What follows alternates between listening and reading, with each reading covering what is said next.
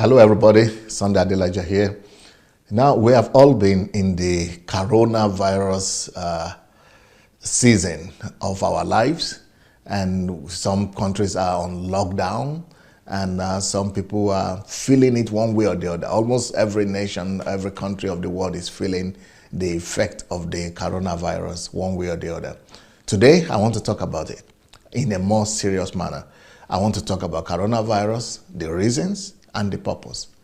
Is it possible to have a purpose for an epidemic like that, for pandemic situation that is so terrifying like that? Could something like that have a purpose? I think yes. First of all, I want to say that I'm not a believer in conspiracy theories. A lot of people believe that this is the elite of the world that want to use this to reduce the numbers of people, especially from Africa and world countries, that they want 10 million Africans to die or 100 million Africans to die or whatever. I don't believe in those conspiracy theories. Some people think that it is America that has released this upon the world. I don't believe it. And some people believe it is maybe from the laboratories, that some people might have done this to just change the world order, the new world order as they call it. Well, when I say I don't believe in it, that means that I don't use these conspiracy theories I don't allow them to guide my life or to control my life. But I also would not totally deny them. I would not say maybe it's not possible. It is possible that even if this is a product of some laboratories, I still want to believe that it is not specially released on the earth to destroy people. Maybe it was released by mistake. Maybe it was developed in some laboratories and released by mistake. But I don't want to believe that people are as evil as wanting to destroy one another like that. Yes, that has happened in history with World War I, World War II, Hitler and Stalin and people like that. But in this case, even if it is man-made, I think it will be by mistake. However, as a believer and a Christian myself, I will say that nothing happens without the knowledge of God. Yes, generally we could say any kind of tragedy of this magnitude is done by Satan. Satan is the author of all evil in most of the cases. But in some of the cases, it's not Satan that is to blame, it is man. Most of the evil that we see around us, it's not, people just blame them on God, but it's not God that's responsible for evil. God is not the God of evil. It's normally Satan or people. Most of the evil that we see around us actually is coming from people because of people's attitude. So we are the author of most of the tragedies, calamities, and even epidemics that we see around us. But then, so where is God in all this situation? Even if it is coming from people or it's coming from Satan, we know that as a Christian that there is nothing that happens in life without God permitting it one way or the other. So where is God, and why did God permit this kind of thing to happen?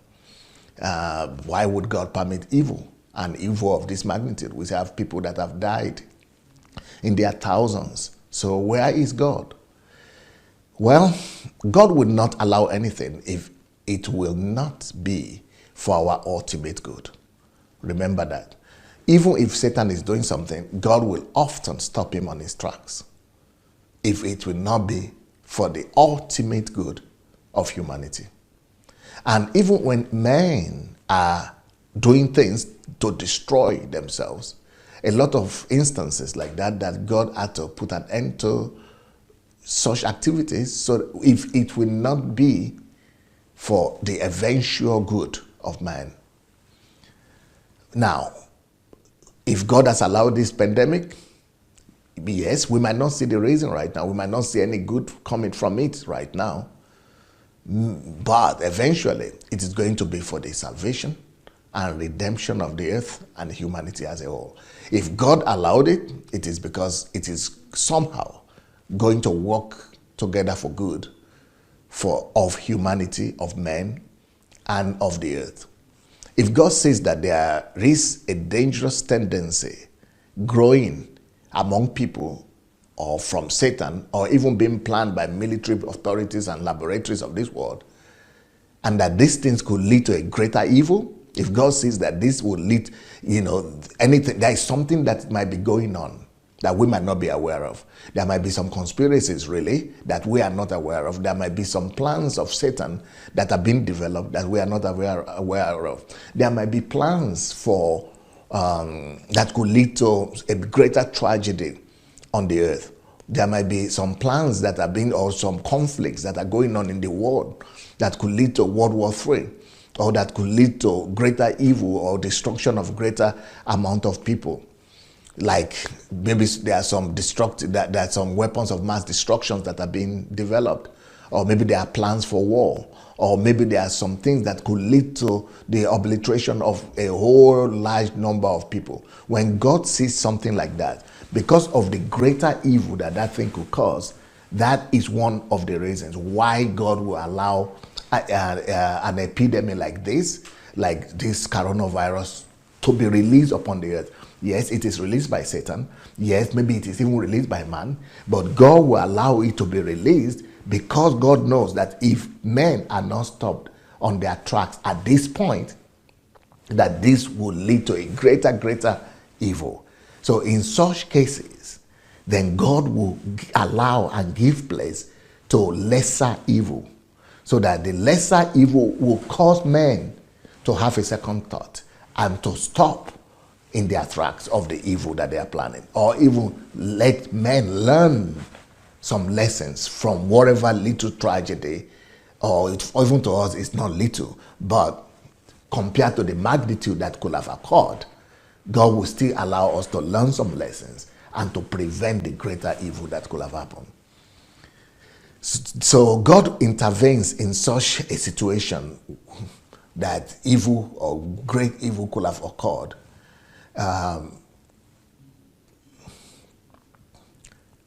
Because, and the way he does it is to allow lesser evil, so that the less evil will help men to have a second thought and to humble men, especially to humble us and bring us closer to truth, to light, and to the Creator.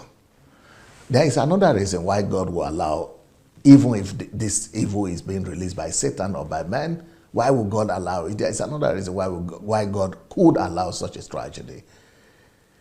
It is when humanity is already becoming too self-reliant and too self-confident. When men become too self-confident, they become like Nebuchadnezzar that say, oh, I am the one in control. I have built this, I've built that, I've built that. And who can stop me now? And when men begin to behave like that, they are on the way of destruction, not just of themselves, but they are on the way to bring destruction to a large number of people. So God has to step in and allow some little tragedy, calamities, epidemic or something like this to be released upon the earth through Satan, but so that, and eventually it will be for the good of men. When we think we are in absolute and total control, God could allow things like this to happen to let us know that we are only just human, and to bring us back to our true place. Then we realize and begin to become better, become human, and we begin to know and desire to know the one who truly is in control. God forbid that it is man who is in control of everything in this world. Oh, you know what happens when men are in control. When men were in control, you know what happened to the Jews in Europe. When men were in control, you know what happened to black people. Slavery. When men are in control, you know what happened to the Indians in Latin America. So sometimes when men have developed so much wings and muscles to begin to now assert their own authority that we're in control, God sometimes will allow things like this to happen to stop men in their tracks. Because when man is in control, that could lead to a massive destruction. By the way, have you noticed that since this epidemic started, that we have not been hearing too much about Syria. We have not been hearing too much about Turkey. We have not been hearing too much about immigration problems. We have not been hearing too much of Russia and the war in Iran, in Syria, and the war with Turkey that could happen. You see, so it's like, yes, this epidemic is an evil, and it's bad and it's dangerous. But can you imagine how much evil has been stopped on their tracks just because this now is a problem for everybody? Can you even imagine that we have not been hearing too much about the Palestinian and Israel conflict? Can you imagine that we have not been hearing too much about the building of borders between Mexico and America? Everything that he has been bringing about, even in Africa, we've not been hearing about xenophobia because nobody has time for that now. Everybody has to fence for themselves and try to think about their own survival. That is sometimes what we cannot understand in the doings of God or in the operations of God, why God will sometimes allow evil, allow less evil, so that the greater evil could be prevented. Now, some people are going to be very sentimental to what I'm saying and say, okay, why should I be saying things like this? What about people who have died? You know, people have lost their family members and you are trying to play philosophy about this thing. No, this is not philosophy. I'm just trying to bring understanding. I want to use this opportunity to express my condolences to all the families that have lost anybody in this pandemic. And, you know, but I want to also tell them that, you know what, even though we are suffering here and it's paining us that we've lost our family members, but eventually those family members that have died, they're actually in a better place. At the end of the day, they are in a better place. So, but maybe through their death or thanks to their death, humanity will be made to have a second thought and a lot of greater evil are being stopped right now, thanks to the death of these people. And we might be thinking, wow, how many people will have to die? Well, we've had thousands of deaths already. But in Second World War, we had millions of deaths. But if not because of those deaths, we will not even have humanity right now. But thanks to those deaths, even though we lost them, but thanks to them, we are alive now. Because, you know, other people would have there would have been other deaths or other wars. But because of the lessons of the previous war, humanity is being forced to stop on their tracks of evil. So the history of humanity has shown us that people have to die anyway, sooner or later. And just this is the way life is. That men or humans are such animals that it is death that teaches us the greatest lessons. When we don't have deaths, we lose control where we do anything we want. But deaths of people have taught us the greatest lessons. People had always needed to die so as to preserve the larger number of humanity. Everything we are enjoying today, let me just prove this to you. Everything you are enjoying today is as a result of somebody's death. If you are having cars and you are not having accidents, it's thanks to the fact that you have traffic lights, street light, traffic light. You know, traffic light was not introduced at first when cars were introduced. The reason why traffic lights were introduced is because people started dying as a result of accidents. There were no traffic regulations before, but it is death that brought that to our enjoyment today. And we are enjoying it today, and we are being preserved, lives are being preserved, but we don't even think about it, that it is thanks to the death that had been recorded due to cars. You know, we have, you know, some people say air flights and airplanes is the safest form of transportation. Well, it was not always like that. When planes have been developed, there were so many crashes and so many accidents and so many plane crashes. But because of the crashes, technologies were developed to lessen the amount of death and catastrophes and accidents. And thanks to those deaths that were recorded, that's actually why why we're having plane flights in the first place. Everything, like now, I'm under the light. You can see light on me, electricity. Do you know how many people were killed by electricity?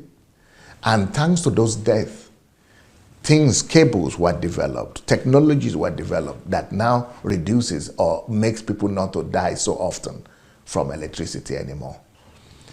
The wars that we had, we lost a lot of people in wars, millions.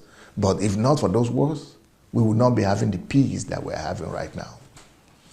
Look at the security system we have in the homes, fire, the incidents of fire. There was a time that fire destroyed the whole of London. Fire have destroyed cities and countries and nations and families. Thousands have died. Millions have died because of fire. That's why we have the fire brigade and fire security systems that we have in places. So everything you are having right now that you are enjoying, it is as a result of some people's death. So death is inevitable, either way. Either it is natural, or it is man-made, or it is Satan. But most of the time, we only learn as humans when tragedies like this happen. So what can we learn from this tragedy of coronavirus that is engulfing the whole world right now? Is there anything we could learn from the death so that the death of these people will not be in vain? Well, a tragedy like this is a sacrifice by those people who have died and those people who have fallen sick to save us from a greater danger that could have threatened the future of humanity, but also it is an opportunity for humanity to develop some vaccines, some medicines, and to find some solutions that will now bring about preservation of life to a large extent, or a greater number of people that will still live.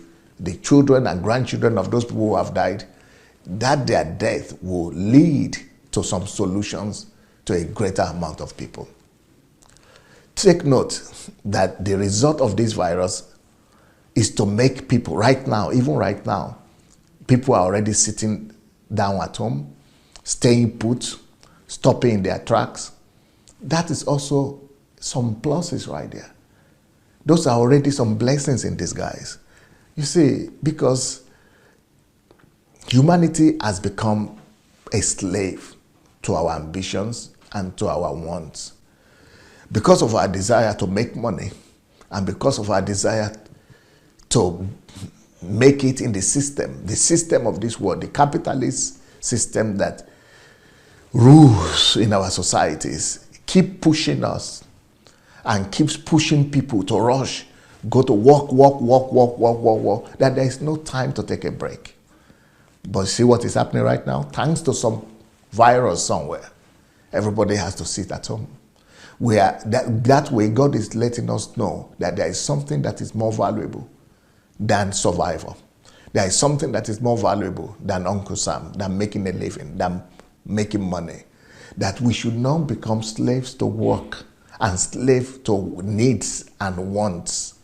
So something has to, when men when men are sold out, that they have forgotten the most important things in life, things like this have to be allowed to make us have a break, to have a second thought, and to make us begin to think about what really matters in life. If you don't know, I will tell you that because of the pressure and the rush of the world that we are living in right now, that a lot of people, especially in the Western world, are suffering from depression. Millions of people are suffering from depression, and there is no cure for depression. Millions of people are committing suicide. Millions of people are falling sick, getting cancer and things like that because of the pressure of the world that we are living, especially things like depression that you cannot easily see. Stress, anxiety are destroying a lot of people. So that is why sometimes a situation like this, you say, why would God allow it? Well, God is allowing it to preserve you too. God is allowing it to preserve your life so that you preserve your sanity. So now that we have all been forced to sit at home, we are being forced to have a compulsory vacation, to have a second thought, to think about things that are important, to think about your life, to pay attention to yourself, to pay attention to your family, to pay attention to other things that you have not had the time to pay attention to.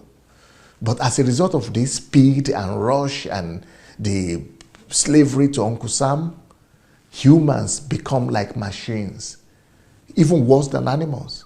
So a virus and a situation like this could be a blessing in disguise. It could be used by God to make us regain back our humanity. So thanks to coronavirus now, most of the world, almost all nations, even the capitalists themselves, have to stop and pay attention to themselves and to others.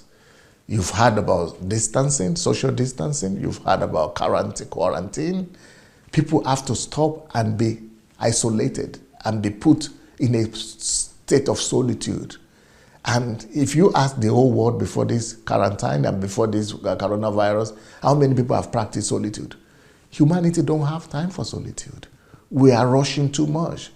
But with this virus, we also can see that we could lose, we could lose ourselves, we could lose our lives, we could lose our family members, we could lose our friends and our neighbors if we don't obey the instructions. That's why there is an advantage that, okay, it's not just work, it's not just business, it's not just rush. These are our neighbors that we could lose. Let me begin to pay attention to them. These are my family members that I could lose. Let me begin to care for them. These are my friends that I could lose. Anything could happen. Let me begin to become more humane. So thanks to this virus, we could begin to realize that success is not everything, but that love, care, attention to one another are much more important than my own sense of self-glory. So take note that most things have come to a standstill.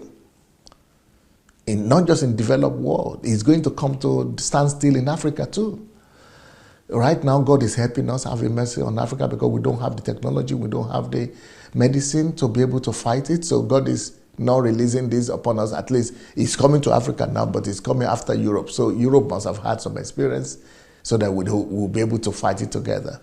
But everything is coming to a standstill. Whenever something like that happens, it shows that those things that came to a standstill, those things that we have to reject, those things that we have to stop doing, they were having a hold upon us. They were lording it over us.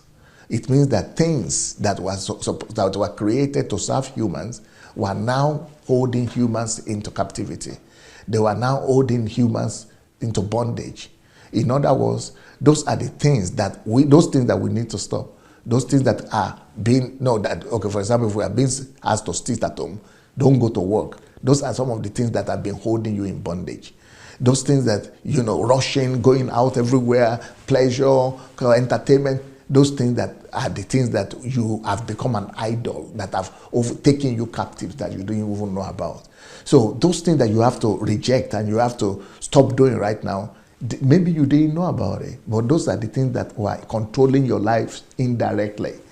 Work, money, pleasure, those things have to stop now so that you as a human, you will come out of the captivities of the creation. We are not supposed to serve creation. Creation was created to serve us.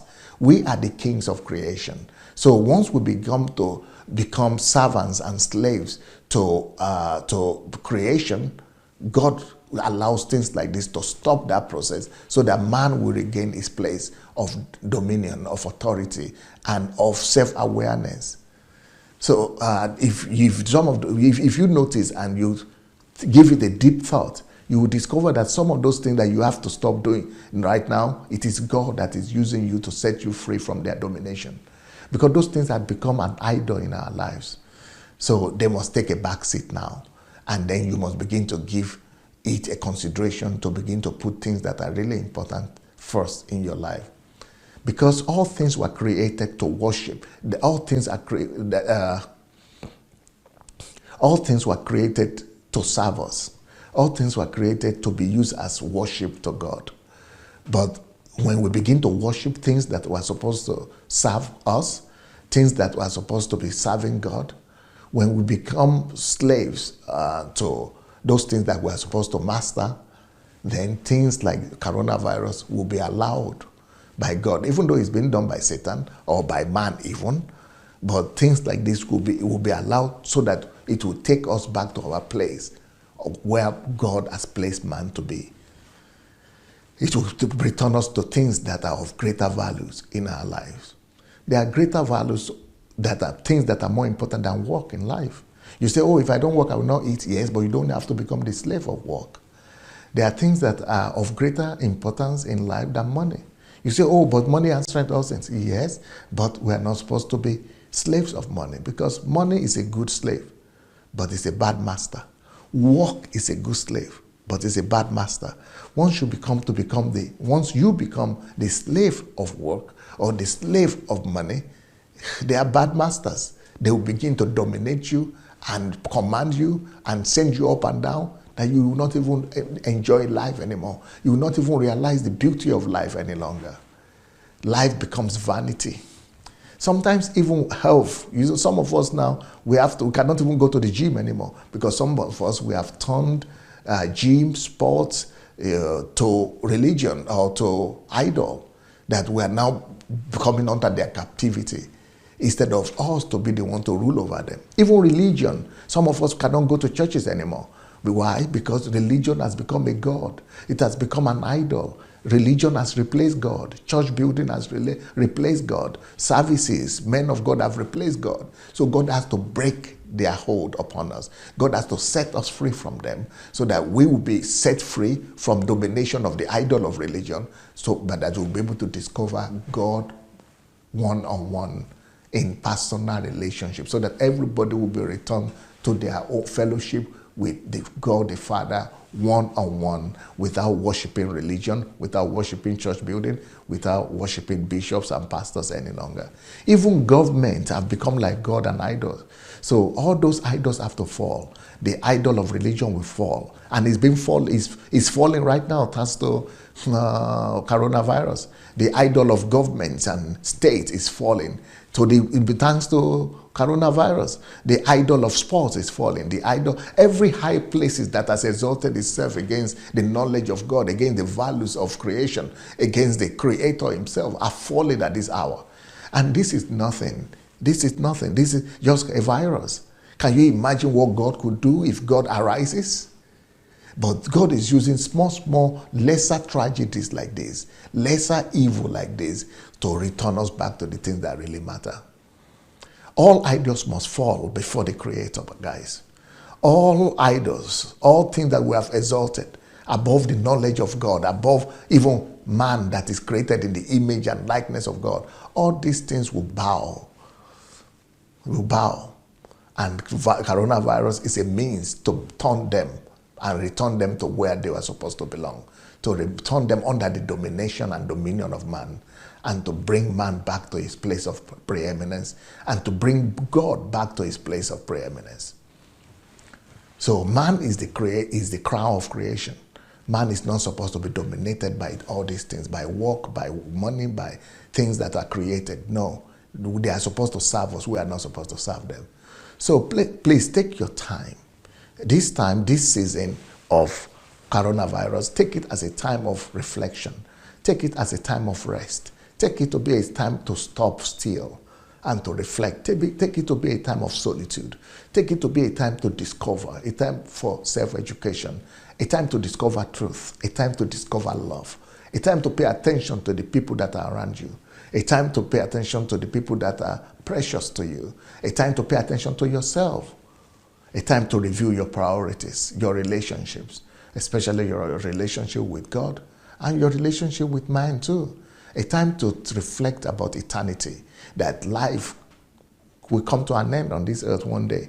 People are dying, but each time we see death around us, we should be able to think about our own death as well and reflect that one day I will be dead. Where am I going? Let's think about eternity. Think about people in your life. Take care of yourself. Take care of your health. Take care of people around you. Put your priorities right, and don't let it be moved. Don't let them be moved again by any of the pressure and of the system and Uncle Sam. Now, there has been in our world today the superiority of nations. You see, nations are building walls to say other people are inferior, even though we are all made in the image and likeness of God. Some people want to lock out other people because they are poor. In Europe, Europeans, Italians have said, stop rescuing black people who are trying to come into the Mediterranean Sea. Because if you rescue them now, even the rescuing operations and the humanitarian organizations that try to rescue them, they now prohibit them. If you rescue them, you are going to go to jail. So when men begin to think that they are in control, when we humans begin to think that we're in control, God allows some things to happen to return us to where we really belong to, that we are not in control. So all those superiority of nations, God didn't create borders. God didn't create borders. It is men that create borders. Forgetting that there was a time that those same Europeans were going to Africa to look for survival.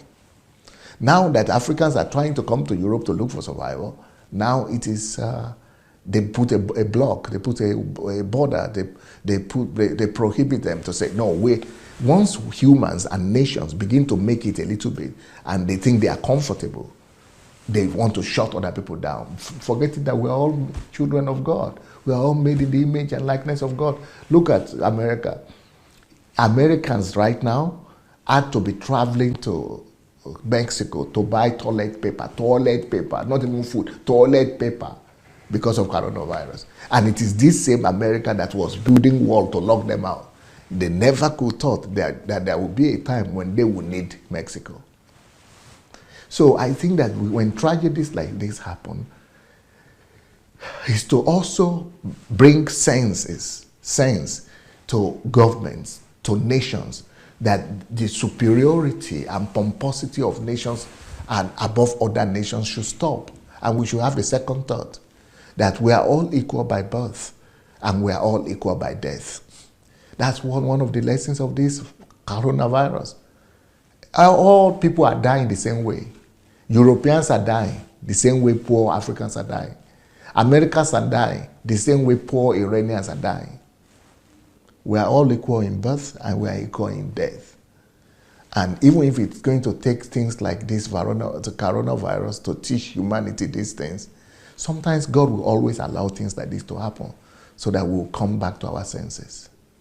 The building of walls against poor nations must be reviewed.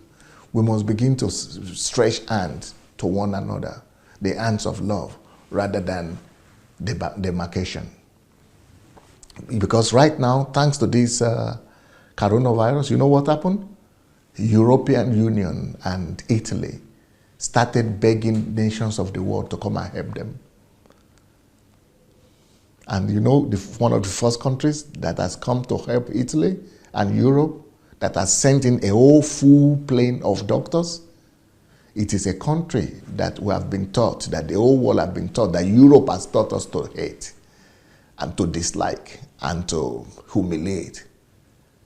Small country that looks so insignificant, a country that Europe had laughed on, Europe and America have laughed at for so long. We have mocked them. The country of Cuba. We have laughed at and we have demonized their country and their leader.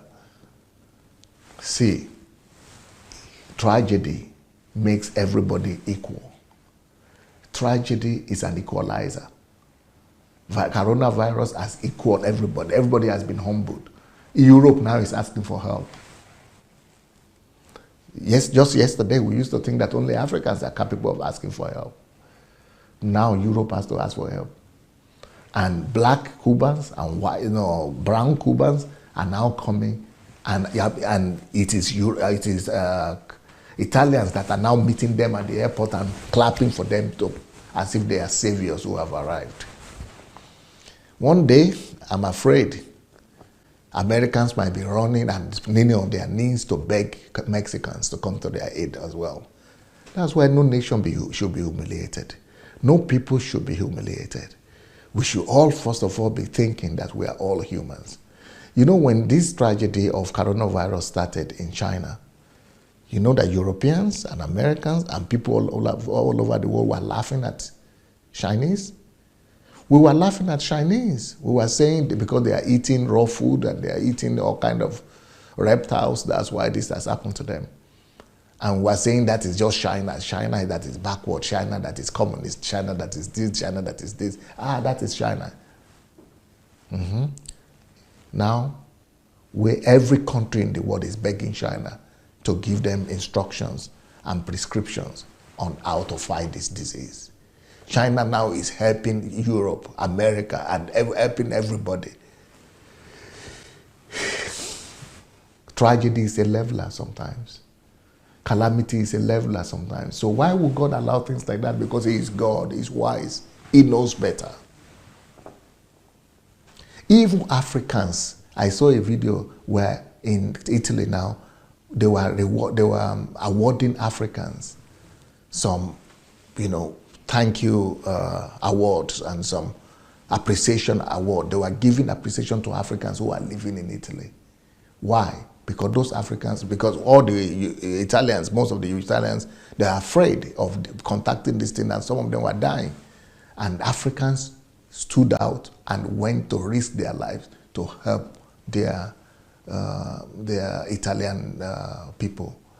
And now these same Africans in that same Italy that have been looked down upon before, these same Africans that have been even chased away from the street or beaten or humiliated by the police, these same Africans are now being awarded and rewarded and being appreciated because they show humanity. You see, tragedy is showing us that we are all humans.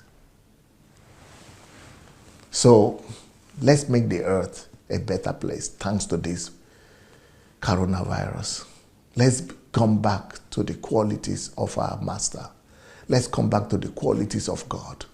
Let's come back to a place of pure love, love for truth, love for humanity, love for God. Let's come back to the qualities of our Savior, and Savior who gave His life for us. Let's begin to give our lives to one another. Recently, there were signs in the heavens and the skies of China.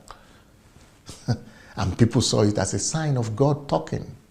In the midst of the coronavirus, there were signs in the skies of China.